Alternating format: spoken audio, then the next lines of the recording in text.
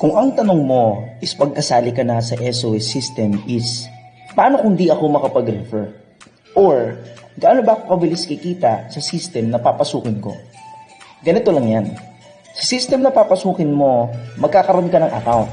At since kami ang coach mo, ito ang account namin, na merong left at meron na ring tao sa right. Ibig sabihin, pag sumali ka, magkakaroon ka ng account na nakapangalan sa'yo. Dudugtong ka lang sa ilalim namin either sa left at sa right. For example, kunyari na ilagay kita sa left.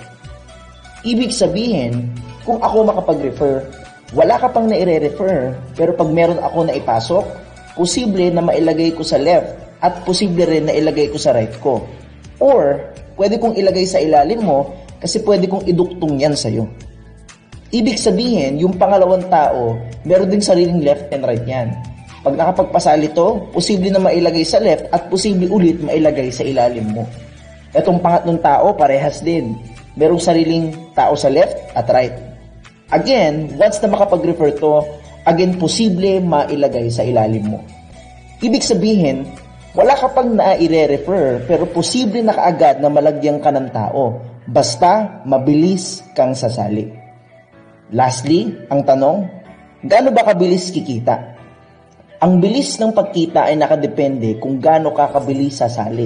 Dahil posible na mabilis kang malalagyan ng tao, pag may tao ka na, posible na kumita ka na. Yun lang po. Maraming salamat and God bless. Pero wait, baka nagdududa ka.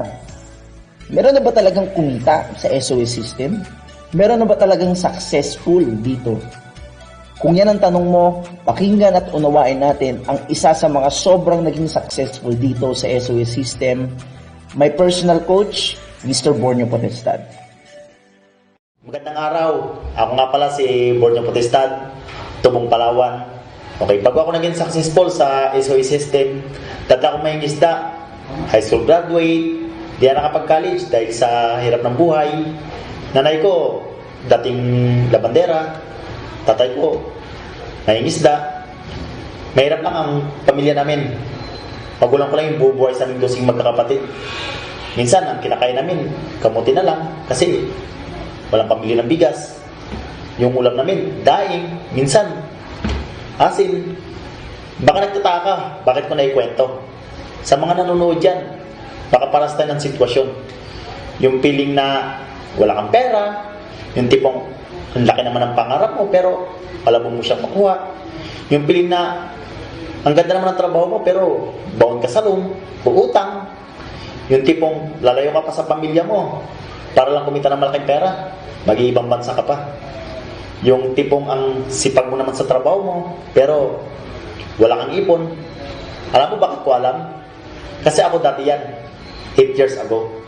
Hanggang sa na-introduce sa akin ang SOS system na kung saan ito yung nagpabago ng buhay ko. Winner out ko, ginalingan ko, yung sipag at tiyaga ko, dito ko dinala. Kasi malinaw sa akin na dito makukuha ko yung pangarap ko.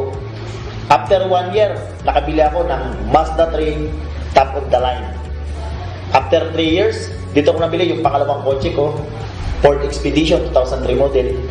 After 4 years, nakabili ulit ako, pangatlong kotse ko, Ford Expedition 2007 model. After 5 years, nakabili ulit ako, pang-apat na kotse ko. Hyundai Tucson 2010 model. At ito ang pinakamalupit niyan. Nung nag-aaral ako, wala man lang akong award. Pero dito sa negosyo na to, sa SOS system, dito ako inawardan.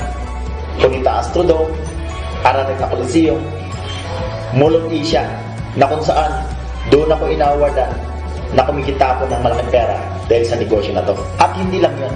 After 8 years, nakabili ako ng sariling bahay ko sa Philinvestor, Quezon City, kasama ang pamilya ko. At ang pinakamagandang nangyari sa akin sa opportunity na ito ay yung hindi lang ako yung kumita, kundi marami pang tao ko na nagkaroon ng kotse at kumita ng malaki na katulad ko, ng mga dating ordinaryong tao na naging extraordinary dahil sa negosyo na to. Salamat sa Panginoon kasi kumikita ko ngayon kalahating milyon sa loob ng isang buwan dahil sa SOS system. Paano ko ba siya nagawa? Makinig ka, ipapaliwanag ko kung ano yung sikreto. Una, bilisan mong sumali. Kasi, pag mas mabilis kang sumali, possible, pwede kang malagyan agad ng tao sa ilalim mo. Pangalawa, huwag kang magduda. Kasi walang yumaman na puro duda. Alam mo ba kung ano ibig sabihin ng duda? Di uunlad, di aasenso. So, huwag kang magduda. Gawin na lang natin ang SOS system. Pangatlo, lakas ng loob. Ang tunay na puhunan, hindi yung pera, kundi lakas ng loob. Kasi kahit gaano karami ang pera mo, kung mahina naman loob mo, wala kang kayang simulaan. At ang last, at ang pinaka-importante sa lahat, gawin mo siya para sa pamilya mo. Kasi walang ibang kukuha ng pangarap nila, kundi ikaw. Kasi di na nila kayang kuhain kung ano yung pangarap na gusto nila. Kaya habang malakas ka, gawin mo ang SOS system. Baka ito yung way na kung saan pwede kang makatulong sa pamilya mo. Tandaan mo, di accidenting nakita mo ang SOS system. Baka may purpose to. Baka mamaya hindi ka nang hiling setas na, Lord, sana magkaroon ako ng opportunity. Baka hindi mo alam, yung dinarasal mo, ito na pala yun. Kaya subukan mo, kasi hindi mo malalaman kung gaano maganda ang SOS system habang hindi mo sinusubukan.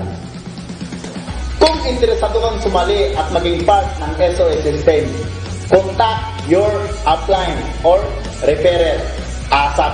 Kasi sila yung tutulong sa'yo kung paano ka makapag-start sa SOS system. Dahil hindi mo siya gagawin mag-isa, kundi pagtutulungan natin. Muli, ako nga pala si Borneo Potestad. Maraming salamat and God bless.